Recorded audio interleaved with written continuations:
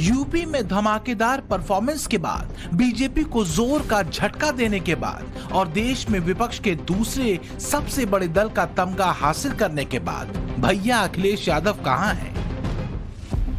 Akhilesh Yadav London में हैं और जल्द ही भारत लौटने वाले हैं। अखिलेश का यह दौरा व्यक्तिगत दौरा है, लेकिन जैसे ही अखिलेश देश और प्रदेश में लौटेंगे, चुनौतियों का नया अंबार उनके सामने होगा। नई रणनीति पर काम करना होगा, नए प्लान को एग्जीक्यूट करना होगा, वरना सारा किया धरा चौपट हो जाएगा। क्योंकि जिस दौर में समाजवादी पार्टी ने यूपी में शानदार कमबैक किया है, वो कोई छोटी बात नहीं है। लोकसभा चुनाव में 80 में से 37 सीटों का मिलना ये तब और बड़ा हो जाता है जब सीटों के उछाल को देखते हैं, जो 32 सीटों का है। इसी तरह वोट शेयर में भी डबल से ज्यादा की बढ़ोतरी हुई। वोट शेयर 33.6% रहा। समाजवादी पार्टी का वोट स्विंग 15.48% का रहा। कहते हैं जीत जितनी बड़ी होती है, चुनौतियां उससे भी बड़ी होती है। अखिलेश यादव जब अपने लंदन टूर से वापस लौटेंगे तो चुनौतियां उनके लिए कई लेवल पर होंगी, लेकिन जो सबसे बड़ी चुनौती है वो है संतुलन बनाते हुए अपनी परफॉर्मेंस को बरकरार रखने की। क्योंकि अगर एक गलत फैसला हुआ तो सियासत की बिसात पर कसी हर चाल बिखर सकती है। तो आखिर कौन सी वो चुनौतियां हैं जिससे निपटना अखिलेश के लिए एक बड़ी मशक्कत साबित होने वाली है? तो वो है यूपी में विधानसभा में नेता प्रतिपक्ष कौन होगा। क्या चचा शिवपाल पर भरोसा अखिलेश करेंगे? करहल सीट पर अपनी जगह किसे उतारेंगे अखिलेश? और यूपी से दूर रहकर सियासी मैदान कैसे साधेंगे? खासकर तब जब यूपी में तगड़े झटके के बाद सीएम योगी फुल एक्शन में हैं और किसी भी सूरत में योगी 24 की हार का हिसाब बराबर करने को बेकरार हैं। अखिलेश की सबसे बड़ी चुनौती तो फिलहाल यही दिख रही है कि योगी के मुकाबले कौन सा चेहरा यूपी विधानसभा में खड़ा होगा। क्या अखिलेश चचा शिवपाल के हाथ में कमान देंगे या कोई और भरोसेमंद अखिलेश की पसंद होगा? वैसे भी योगी अखिलेश और चचा शिवपाल के सियासी रिश्ते पर तंज कसते रहे हैं। पीडीए का मतलब है परिवार डेवलपमेंट अथॉरिटी। ब्रजेश जी ने अभी अपने उसमें कहा उनके पीडीए में और लोग हैं लेकिन चच्चू नहीं हैं।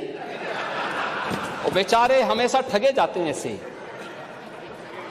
कब तक यह न्याय होगा पता नहीं। महाभारत एक बार पढ़िए महाभारत। हाँ एकदम।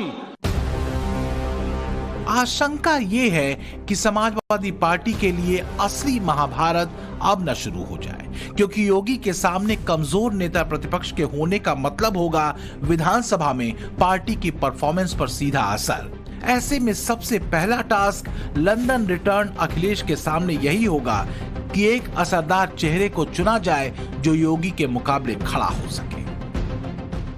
इंडी गठबंधन टीम की बैटिंग अब अखिलेश यादव करेंगे लोकसभा में, लेकिन सबसे अहम सवाल यही है कि यूपी की विधानसभा में क्या होगा, कौन नेता प्रतिपक्ष होगा। फिलहाल दो ऐसे नाम हैं जो चर्चाओं में हैं। एक तो खुद चाचा शिवपाल यादव और दूसरे इंद्रजीत सरोज।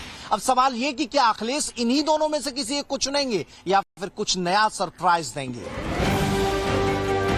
चचा शिवपाल यादव के बाद नेता प्रतिपक्ष के चेहरे के तौर पर कौशाम्बी विधायक इंद्रजीत सरोज का नाम सबसे आगे है, जिस गैर यादव ओबीसी और दलित वोट बैंक के भरोसे इस बार अखिलेश ने बड़ा झटका बीजेपी को दिया है। उसी दलित समाज से इंद्रजीत सरोज आते हैं। वैसे चचा शिवपाल भी वाजिब चेहरे हैं। पॉजिटिव पॉइंट यह है कि शिवपाल यादव 6 बार से विधायक हैं और 2009 से 2012 के बीच नेता प्रतिपक्ष की जिम्मेदारी उठा चुके हैं। लेकिन इन्हें लेकर नेगेटिव पॉइंट यह है कि शिवपाल अच्छे वक्ता नहीं माने जाते और शिवपाल को नेता प्रतिपक्ष बनाने पर अखिलेश पर फिर से यादववाद के आरोप लग सकते हैं। आ जाएंगे आपने और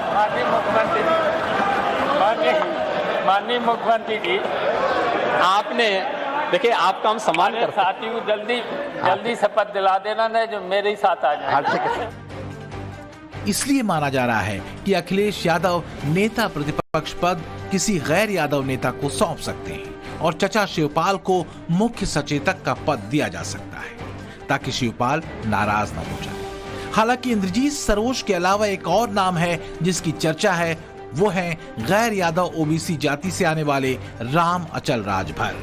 पीडीए वाले फार्मूले से और खासकर इस बार मिले वोटों के आधार पर देखें तो बहुत मुमकिन है कि इंद्रजीत सरोज और राम अचल राजभर पर अखिलेश दांव खेल सकते हैं। वैसे अगर देखें तो इस बार के चुनाव में दलित वोट ने समाजवादी पार्टी को बम्पर सीटें दी हैं। 2019 में एनडीए को 41% दलित वोटरों का वोट मिला था, वहीं इस बार ये सपोर्ट घटकर 35% हो गया। दूसरी तरफ राहुल और अखिलेश के गठबंधन को इस बार 46% दलितों का सपोर्ट मिला है, जबकि 2019 में कांग्रेस और समाजवादी पार्टी को यूपी में सिर्फ 28% दलितों के वोट मिले थे।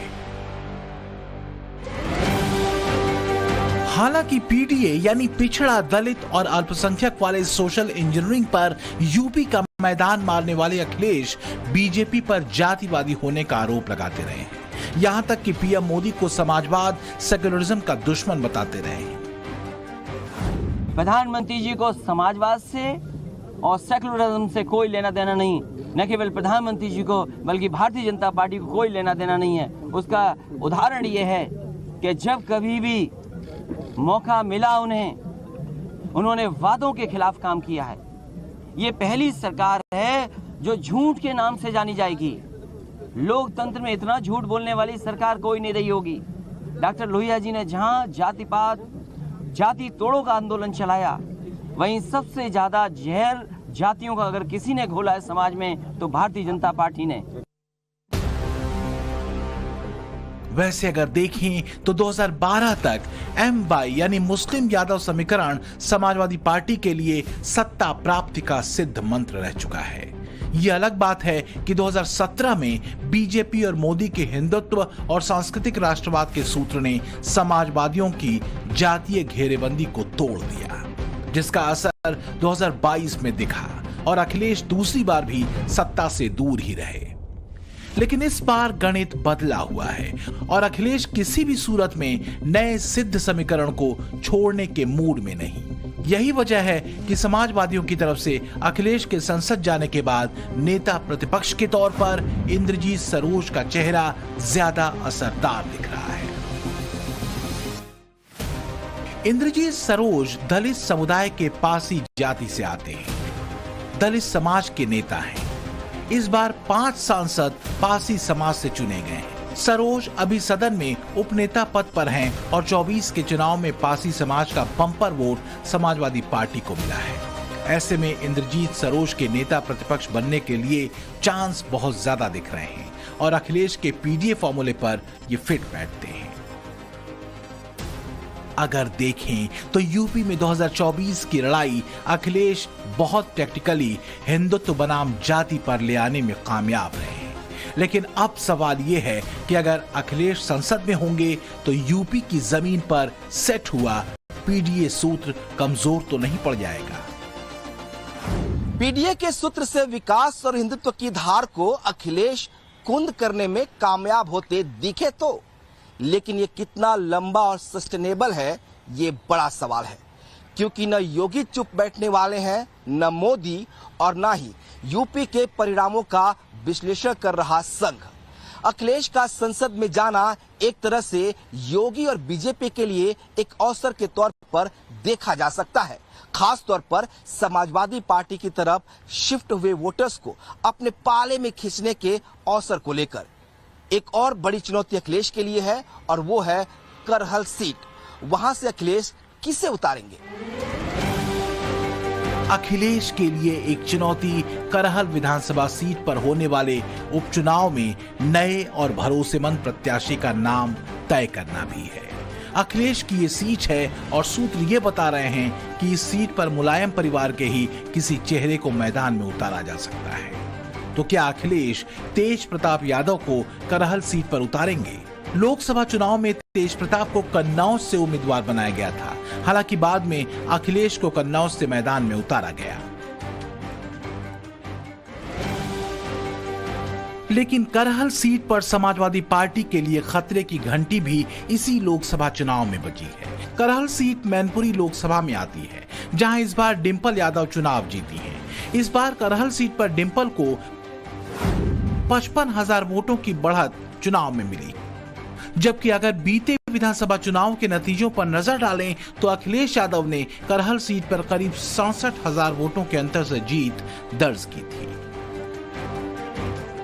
फिलहाल लंदन से लौट रहे अखिलेश की पहली प्राथमिकता है बागियों से बदला, जिसका ऐलान अखिलेश यादव ने लोकसभा चुनावों में यूपी में मिली बम्पर जीत के बाद ही कर दिया था। कार्रवाई निश्चित होगी, क्योंकि पार्टी के जितने भी हमारे साथी हैं उनका मानना है कि ऐसे लोगों को दूर कर दीजिए। तो क्या लंदन से लौटने के फौरन बाद अखिलेश अपने पहले मिशन पर लग जाएंगे? लंदन से लौटने के बाद अखिलेश यादव यूपी विधानसभा स्पीकर सतीश महाना से मिल सकते हैं, अपने बागी विधायकों के खिलाफ दल बदल कानून का सबूत दे सकते हैं और बागी विधायकों के खिलाफ याचिका दाखिल कर सकते हैं। साथ ही कार्रवाई के बाद 7 सीट पर उपचुनाव कराने की अपील भी कर सकते हैं। जो 7 विधायक अखिलेश के निशाने पर हैं, इनमें से एक हैं मनोज पांडे, जो एसपी के टिकट पर ऊंचा हार से जीते थे 2022 में और विधानसभा में समाजवादी पार्टी के मुख्य सचेतक हुआ करते थे। दूसरे हैं राकेश पांडे, जो जलालपुर से समाजवादी पार्टी के विधायक हैं। तीसरे हैं अभय सिंह, जो गोसाईगंज से साइकिल छाप पार्टी के विधायक हैं। चौथे हैं राकेश प्रताप सिंह, जो गौरीगंज से विधायक हैं। 5वें हैं विनोद चतुर्वेदी, जो कालपी से समाजवादी विधायक हैं।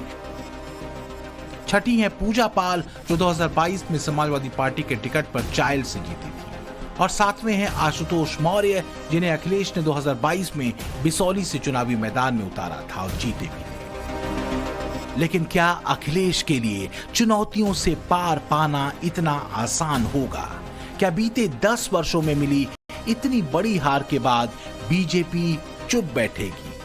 और क्या 24 के संग्राम में मिले झटके के बाद योगी अखिलेश को और मजबूत होने का मौका देंगे? Bureau report, times now, Navbharat.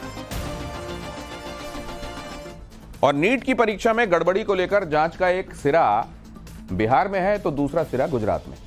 इन्हीं 2 राज्यों में नीट परीक्षा की गड़बड़ियों से जुड़े अलग अलग मामलों में गिरफ्तारियां हुई हैं, लेकिन नीट परीक्षा में हुई गड़बड़ी के बिहार चैप्टर से सामने आए सूत्र का एक सिरा यूपी से भी जुड़ रहा है। यूपी में योगी आदित्यनाथ की पुलिस यूपी के उस कनेक्शन के खिलाफ पहले से ही एक दूसरे मामले में एक्शन कर रही है। ऐसे में सवाल उठ गया है कि क्या नीट की गड़बड़ी पर योगी आदित्यनाथ का भूचाल आने वाला है? सवाल पब्लिक का की ये दूसरी एक्सक्लूसिव।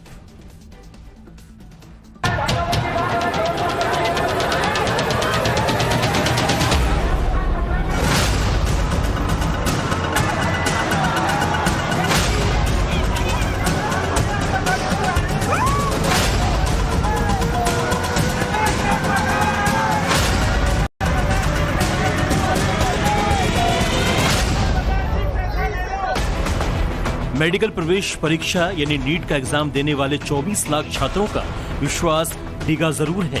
पेपर लीक के आरोपों का हंगामा राजनीतिक हुआ जरूर है, लेकिन सिस्टम पर देश के छात्रों का भरोसा लौटाने और पेपर लीक पर राजनीति का दी एंड करने का फॉर्मूला योगी आदित्यनाथ को मिल गया है। आप सोच रहे होंगे कि नीट के हंगामे का कनेक्शन बिहार से लेकर गुजरात में है, तो फिर यूपी के मुख्यमंत्री योगी आदित्यनाथ को नीट पर सब दुरुस्त करने की चाबी कहां से मिल गई? इसका जवाब यह है कि नीट का पेपर लीक कराने में अब एक ऐसे शख्स का नाम सामने आया है जो पहले से ही योगी आदित्यनाथ के पुलिस के शिकंजे में है। नाम रवि अत्री।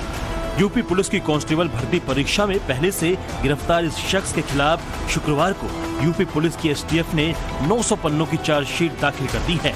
और इसी रवि अत्री के करीबियों संजीव मुखिया और अतुल वत्स का कनेक्शन नीट पेपर लीक से सीधे जुड़ा रहा है। नीट पेपर लीक की पड़ताल कर रही पटना पुलिस की आर्थिक अपराध इकाई यानी ईओयू शुक्रवार को संजीव नालंदा वाले घर पर पहुंची। संजीव मुखिया अब तक फरार है, लेकिन जिस तरह 13 आरोपियों की गिरफ्तारी के बाद ईओयू एक्शन में है, संजीव मुखिया पर भी शिकंजा कसना तय है। बिहार के नालंदा के रहने वाले संजीव मुखिया की धरपकड़ की कोशिशों में जुटी बिहार पुलिस के सूत्रों के मुताबिक नीट का पेपर नालंदा पटना बॉर्डर से लीक हुआ। पड़ताल में सामने आया है कि नीट का पेपर परीक्षा से ठीक एक दिन पहले यानी 4 मई को सॉल्वर गैंग के हाथ लग गया था। इसके बाद रांची के एक बड़े मेडिकल कॉलेज के करीब 10 स्टूडेंट्स ने प्रश्न पत्र को हल किया और फिर हल प्रश्न पत्र को पेपर लीक करने वाले लोगों ने पटना में व्हाट्सएप के जरिए गिरफ्तार आरोपियों अमित आनंद और नीतीश कुमार तक पहुंचाया। अमित आनंद और नीतीश कुमार के जरिए नीट का लीक पेपर अनुराग यादव और आयुष राज समेत अन्य गिरफ्तार परीक्षार्थियों तक पहुंचा। आयुष राज और उसके पिता अखिलेश ने बिहार पुलिस के सामने कबूलनामे में कहा है कि लालू यादव और तेजस्वी यादव के करीबी माने जा रहे सिकंदर यादवेंदु ने अमित आनंद और नीतीश कुमार से हासिल लीक पेपर के आंसर उसे रटवाए थे। नीट परीक्षा पेपर लीक मामले में 2 और लोगों का कन्फेशन निकल के सामने आया है, जिसमें एक अखिलेश कुमार जिसकी उम्र बताई जा रही है कि 43 साल है और उनका बेटा आयुष राज, इन दोनों का कन्फेशन निकल के सामने आया है, जिसमें अखिलेश कुमार ने कबूला है कि उसकी मुलाकात जो है वो हुई थी यदुवेंदु से और उसके बाद, जिसको सिकंदर भी लोग कहते हैं, और उसके बाद 40 लाख रुपए में डील हुई थी। उसके बाद अखिलेश ने अपने बेटे को फोन किया था, आयुष को, जो कोटा में पढ़ाई करता था, कि तुम आ जाओ, नीट का जो क्वेश्चन पेपर है वो सेट हो चुका है और तुम्हें यहाँ पर पास करवाएंगे। जो आयुष है वो पटना पहुंचता है और 4 तारीख को जो सिकंदर है उससे उसकी मुलाकात कराई जाती है और सिकंदर फिर नीतीश और जो आनंद है उससे इन बच्चों की मुलाकात कराता है, जहां पर क्वेश्चन पेपर दिए जाते हैं, रटवाया जाता है। 5 तारीख को जब परीक्षा होती है नीट की, तो डीएवी जो राजवंशी नगर है, देखिए यहीं पे आयुष आता है और यहीं पे अपना जो परीक्षा है नीट का वो देता है और उसके बाद पुलिस उसे गिरफ्तार कर लेती है। नीट पेपर लीक केस में गिरफ्तार चारों परीक्षार्थियों अनुराग यादव, आयुष राज, अभिषेक कुमार और शिवनंदन तक लीक पेपर भले ही अनुराग के फूफा सिकंदर यादवेंदु के माध्यम से गिरफ्तार आरोपियों अमित आनंद और नीतीश कुमार ने भेजा हो, लेकिन लीक पेपर के सूत्रधार हैं फरार चल रहे संजीव मुखिया और अतुल वत्स। संजीव मुखिया अंतर्राज्यीय सॉल्वर गैंग के सदस्य अतुल वत्स की मास्टर चाबी वो रवि अत्री ही है, जिसके खिलाफ योगी सरकार की पुलिस एक्शन लेना शुरू कर चुकी है।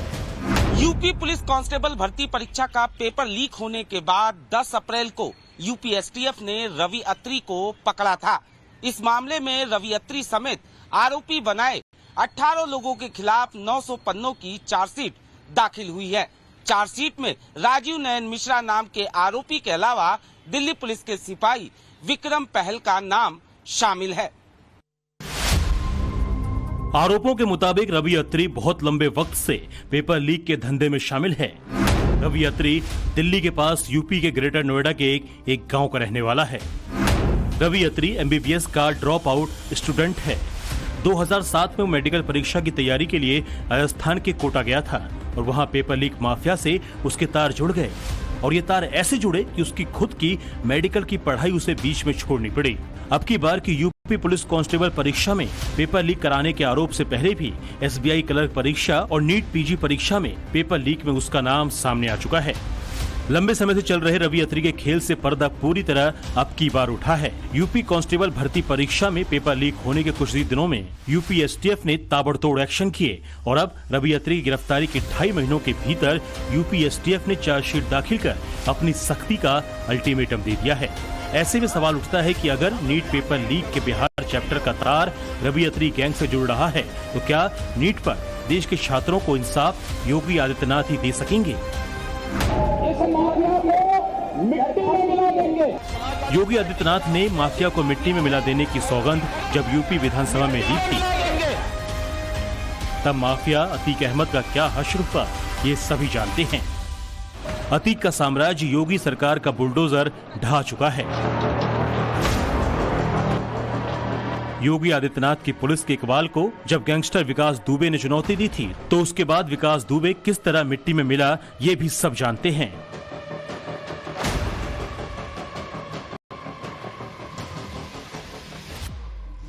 और अगर अब यूपी पुलिस कांस्टेबल भर्ती परीक्षा में गिरफ्तार रवि अत्री के करीबियों का नाम नीट पेपर लीक से भी जुड़ रहा है तो फिर क्या योगी आदित्यनाथ रवि अत्री का भी पक्का हिसाब कर देंगे? सनद रहे रवि अत्री के खिलाफ कस रहे योगी आदित्यनाथ सरकार के शिकंजे के बीच पेपर लीक रोकने की नई गाइडलाइंस भी यूपी में जारी कर दी गई है। यूपी की नई नीति के तहत परीक्षा केंद्र बस स्टैंड और रेलवे स्टेशन के 10 किलोमीटर के दायरे में रखा जाएगा। प्रिंटिंग प्रेस के चयन में पूरी तरह गोपनीयता बरती जाएगी। एक भर्ती परीक्षा कराने के लिए 4 एजेंसियों की अलग अलग जिम्मेदारी होगी। परीक्षार्थियों को अपने गृह मंडल के बाहर परीक्षा देने जाना होगा। परीक्षा केंद्रों की भी पात्रता तय की गई है।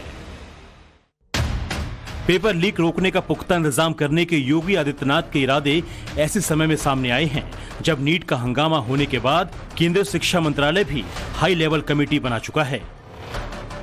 यह हाई लेवल कमेटी ही नीट की परीक्षा में चूक कहां हुई इसकी तह तक जाएगी। प्रधानमंत्री नरेंद्र मोदी पर राहुल गांधी के हमलों और उधर तेजस्वी यादव की पीएस प्रीतम कुमार के द्वारा आरोपी सिकंदर यादवेंदु को सरकारी गेस्ट हाउस दिलाने के खुलासे के बीच सरकार दोषियों को नहीं बख्शने का भरोसा दे रही है। लेकिन बिहार के डेप्यूटी चीफ मिनिस्टर ने तेजस्वी यादव का नाम लिया है। क्या जांच के दायरे में वो भी रहेंगे? देखिए, मेरा दायित्व आज भारत की जो बच्चे परीक्षा दिए हैं, नीट हो या नेट यूजीसी हो, और जो परीक्षा हो चुकी है, जो होने वाला है, उनको कैसे एक विश्वास पैदा करवाया जाए। भारत सरकार उसी काम पे जुटी है। हमारी प्राथमिकता, भारत सरकार की प्राथमिकता बच्चों की मन की स्थिति को संभाले। हम उनको आश्वस्त करते हैं, भरोसा रखिए, हम सब उसको संभालेंगे। जो गड़बड़ी हुई है, जो उसके लिए जिम्मेदार है, उसको हम उसके ऊपर कार्रवाई करेंगे। इस बीच नीट के पूरे मामले में प्रीतम कुमार को लेकर सवालों का सामना कर रहे तेजस्वी यादव ने पूरे मामले में अपना पक्ष रखा है। पीए हो, पीएस हो, कोई हो, बुला करके पूछताछ कर ले, कोई अगर बात है तो। लेकिन जो उप मुख्यमंत्री लोग जो सवाल उठा रहे हैं, ईओयू तो आज तक कहा नहीं है इस बात को लेकर के। इनको तो रिपोर्ट करता है नहीं।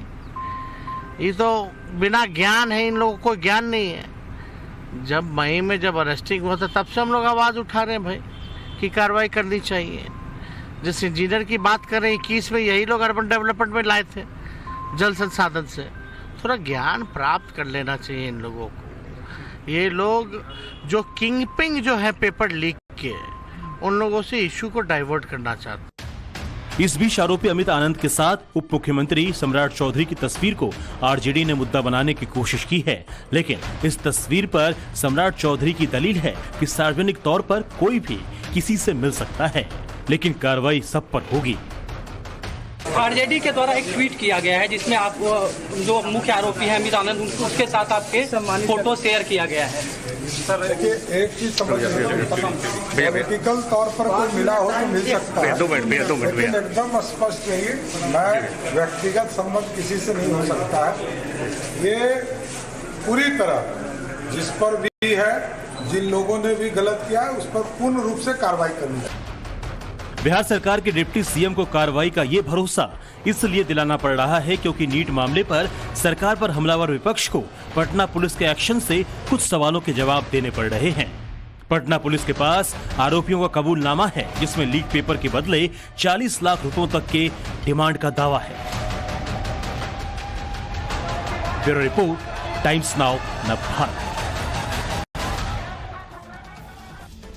आपके मोबाइल पर भी कभी ना कभी फ्रॉड ओटीपी वाले मैसेजेस आए होंगे। कभी बैंक का कर्मचारी बनकर पेमेंट की मांग तो किसी ने की होगी, या फिर कभी किसी दोस्त या रिश्तेदार के मुसीबत में होने की बात करके आपको चपत लगाने के लिए कभी कोई कॉल आया होगा। ये ठग आते हैं और आपके पैसे उड़ाकर रफू चक्कर हो जाते हैं। इनका ना तो नाम पता चलता है, ना पहचान उजागर होती है, पर आज पहली बार हम आपको इनके चेहरे दिखा रहे हैं। ऑनलाइन ठगी का बिजनेस कैसे मल्टी लेवल पर काम करता है, कैसे ये जालसाज अपने विक्टिम को पहले आइडेंटिफाई करते हैं, उसको शिकार को ढूंढते हैं, पैसे ऐंठने की पूरी प्लानिंग बनाई जाती है और फिर इससे पहले कि शिकार सतर्क हो वो लुट चुका होता है। इन चेहरों को देखिए, सावधान रहिए, ये स्टोरी देखिए।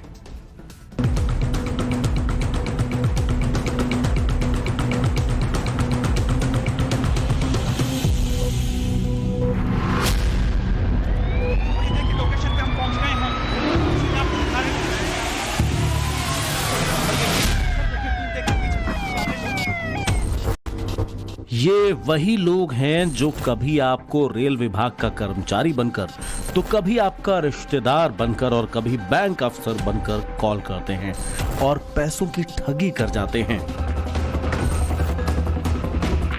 इनका नाम, इनकी पहचान और इनका चेहरा जो आज तक आपने नहीं देखा, वो आज देखिए।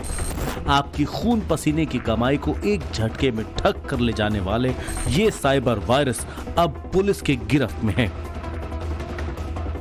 एनसीआरबी के आंकड़ों के मुताबिक साल 2023 में देश भर में साइबर ठगी के 11,28,265 मामले सामने आए।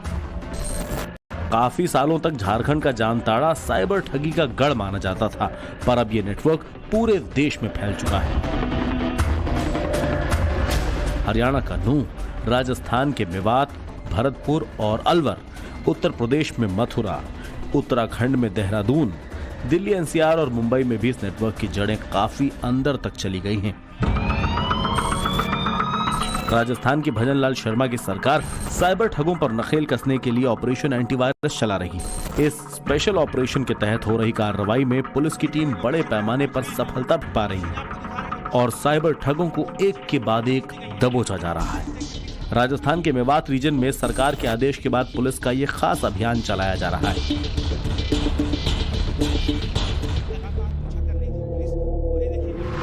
राजस्थान में इस समय एंटीवायरस ऑपरेशन की चर्चा है, जो कि भरतपुर रेंज के आईजी के थ्रू चलाया जा रहा है। जो भी साइबर क्राइम करने वाले लोग हैं उन पर शिकंजा कसा जा रहा है। भजनलाल सरकार जब से बनी है उन्होंने स्पष्ट कर दिया था कि जीरो टॉलरेंस के साथ काम किया जाएगा और साइबर क्राइम करने वालों को बख्शा नहीं जाएगा। खासतौर पर राजस्थान का भरतपुर से लगा हुआ मेवात का इलाका। इस समय मैं आईजी ऑफिस में मौजूद हूं और आप देख सकते हैं आईजी राहुल प्रकाश अपनी टीम को किस तरीके से समझा रहे हैं कि किस तरीके से उन पर शिकंजा कसना है। उसके लिए लोकेशन कैसे ट्रेस होती है वो भी हम आपको समझाएंगे, लेकिन फिलहाल ये समझाइश चल रही है उनकी टीम के साथ। उन्हें बताया जा रहा है, एक एक बिंदु क्लियर किया जा रहा है। जब इन लोगों पर कार्रवाई की जाती है कैसे लोकेशन का पता लग पाता है, क्योंकि बहुत शातिर लोग होते हैं, बड़े बड़े लोगों को ये फंसा चुके हैं जिसमें मिनिस्टर्स तक के नाम शामिल है। लोकेशन का पता तो एक्चुअल में हमारे पास इनके ह्यूमन इंटेलिजेंस से भी नंबर होते हैं, तो उसको भी हम लोग ट्रेस करते हैं। और उसके साथ में हमारा जो पोर्टल बना हुआ है, नेशनल लेवल का पोर्टल है ये, उस नेशनल लेवल के पोर्टल में सारी डिटेल्स प्रतिदिन अपलोड होती है। अब तक की जांच में सामने आया कि मेवात रीजन में साइबर क्राइम के 150 केस दर्ज हो गए हैं, जिसके बाद पुलिस ने साइबर क्राइम के मामलों पर सख्त एक्शन लिया। पुलिस की पड़ताल में इंटरनेशनल साइबर रैकेट का भी पर्दाफाश हुआ। यहाँ के ठग मेवात में बैठकर विदेशों के लोगों को भी नहीं छोड़ रहे, उन्हें भी लाखों करोड़ों की चपत लगा रहे हैं। ऑपरेशन एंटीवायरस के तहत पुलिस अब तक 400 से ज्यादा साइबर ठगों को पकड़ चुकी है। जब से हम लोगों ने 1 मार्च से ऑपरेशन शुरू किया तब से लगभग डेली रेड्स चल रही हैं, कहीं ना कहीं 2-2, 3-3 गांव में हम करते हैं। और अभी तक हम लोगों ने पिछले 3.5 महीने में 400 के लगभग साइबर और सेक्सटॉर्शन क्रिमिनल्स को पकड़ा है। 100 से ज्यादा खुद प्रोएक्टिवली पुलिस ने मुकदमा दर्ज किया है। बड़ी भारी मात्रा में इनसे कैश जब्त किया है, एटीएम कार्ड्स जब्त किए हैं, एटीएम मशीन जब्त किए हैं, मिनी एटीएम्स जब्त किए हैं, इनकी जो ठगी के पैसों से खरीदी गई गाड़ियां थी उनको जब्त किया है, इनकी जो अचल संपत्ति थी उसको भी हमने ध्वस्त किया। ये ठगी का नेटवर्क किसी मल्टीनेशनल कंपनी की तरह काम करता है, जिसमें हर ठग का अलग डिपार्टमेंट, अलग रोल और अलग काम होता है। एक साथ अलग अलग ठग गैंग देश के अलग अलग शहरों में एक्टिव होते हैं। हर ठग के अंदर कई टीमें होती हैं। टीम को गैंग मेंबर्स के एक्सपर्टीज के हिसाब से तैयार किया जाता है। हर टीम में एक लीडर या सरगना अपॉइंट किया जाता है। हर गिरोह की अलग अलग जिम्मेदारी होती है। फर्जीवाड़े में किसे फंसाना है से लेकर फर्जीवाड़े को कैसे अंजाम दिया जाए, हर काम अलग अलग टीम के जिम्मे रहता है। जैसे किस शख्स को चूना लगाना है, उसे कैसे फंसाया जाए, शख्स से संपर्क कैसे साधा जाए, बातचीत पुरुष करेगा या फिर कोई महिला, शख्स को अप्रोच करने के लिए उससे किस मुद्दे पर बात करनी है ये तक डिसाइड होता है। जैसे प्राइवेट नौकरी, सरकारी नौकरी, क्रेडिट कार्ड, शॉपिंग, अकाउंट और डॉक्यूमेंट की जानकारी वगैरह वगैरह। ठगी में अपने विक्टिम को फंसाने के लिए ये जालसाज अलग अलग तरीके अपनाते हैं, जैसे फेक प्रोफाइल के जरिए honey trap, sextortion, profile interest के हिसाब से शिकार ढूंढना, organised call centre system. International fraud और पहली पेमेंट के बाद रीपेमेंट टास्क। देखिए लोकेशन पे हम पहुंच गए हैं, तस्वीरें आपको दिखा रहे हैं। इस मेगा एक्शन से पर्दाफाश करने के समय टाइम्स नाउ और भारत की टीम भी ग्राउंड जीरो पर ही मौजूद थी। हमारे रिपोर्टर भंवर पुष्पेंद्र ने लाइव डेमो में दिखाया कि साइबर ठग आखिरकार ठगी करते कैसे हैं। तो ये देखिए कॉल किया और कैसे बात कर रहे हैं। जी हाँ, मैं रेलवे से बात कर रहा हूँ। जी हाँ, जॉब मिल जाएगा आपको। इसमें आपका 10वीं का 12वीं का मार्कशीट चाहिए, आधार कार्ड चाहिए, एक आपका फ़ोटो चाहिए। इसमें आपका ज्वाइनिंग फीस जमा होगा 3150 रुपये। जी आपको करना होगा तभी आपका ज्वाइनिंग हो पाएगा। जी मैं आपको फ़ोन पे गूगल पे नंबर सेंड कर दूंगा, आप वो जमा कर दोगे, मैं आपका ज्वाइनिंग लेटर बना दूंगा। ठीक है, आप जमा कर देना, मैं आपको QR कोड सेंड कर रहा हूँ, आप जमा करके मुझे कॉल करना। अच्छा, जमा कराने के बाद फिर क्या करते हो? फिर जमा कराने के बाद दोबारा से कॉल किया जाता है कि आपके ज्वाइनिंग लेटर में कोई कमी आ रहा है, इसमें इशू आ रहा है, आपको और से 5000 रुपये जमा करना पड़ेंगे, 5100 रुपये। तो आदमी झांसे में आ जाता है। हाँ, नहीं उसमें कुछ तो कर देते हैं, हम कर रहे हैं, कुछ बोलते नहीं, हमें नहीं करना, हमारे पास नहीं है। अच्छा, एक दिन में कितने कर लेते हो ऐसे? एक दिन में एक आ जाता है, 2 भी आ जाते हैं, नहीं भी आता है। गांव में कितने लोग कर रहे हैं काम? सर काम तो लगभग 90% 90% ये काम कर रहे हैं। तो जब वहाँ जाती है पुलिस तो आप लोग तो वहाँ मना कर देते हो, हम नहीं कर रहे? देखो, मैं इस काम में जैसी मशीन चलाता हूँ, वो मेरे माँ बाबू वो बाहर गए हैं हज करने के लिए, तो उनकी वजह से मैं रुक गया था। तो उन्होंने वहाँ से फ़ोन करके बोला था तो गलत लाइन मत पड़ जाना। तो सर बदकिस्मती थी, वो गलत लाइन पड़ गई। साइबर ठगों को पकड़ने के लिए राजस्थान पुलिस अलग अलग जगह दबिश दे रही है। पुलिस जब साइबर अपराधियों पर एक्शन के लिए उनके इलाके में पहुंची तो हमारे रिपोर्टर भी उनके साथ थे और पूरी कार्रवाई को उन्होंने लाइव अपने कैमरे में कैद कर लिया। और ये देखिए लोकेशन पे हम पहुंच गए हैं, तस्वीरें आपको दिखा रहे हैं, लोकेशन पर आ गई है पुलिस। और देखिए पीछे की तरफ से भी दबिश दी गई है, उधर देखिए टीम, देखिए पीछे की तरफ भी जा रहे हैं लोग, और ये आगे से भी अंदर घुस गई है टीम। यहाँ देखिए ये तस्वीर हम आपको दिखाने की कोशिश करते हैं, ये पीछे से ये देखिए यहाँ ये टीम पहुंच गई है, सादा वर्दी में टीम पहुंची है और यहाँ दबिश दी गई है। तस्वीरें हम आपको दिखा रहे हैं और ये देखिए यहाँ दबिश दे दी गई है। लोकेशन यहाँ की मिल रही थी, लगातार पीछा कर रही थी पुलिस। और ये देखिए यहाँ ये एक व्यक्ति को दबोच लिया गया है। ये तस्वीरें ये देखिए ये पकड़ लिया गया है और ये मोबाइल के साथ और भी अंदर ये देखिए टीम पहुंच चुकी है और अंदर की तस्वीर आपको दिखाने की कोशिश करते हैं।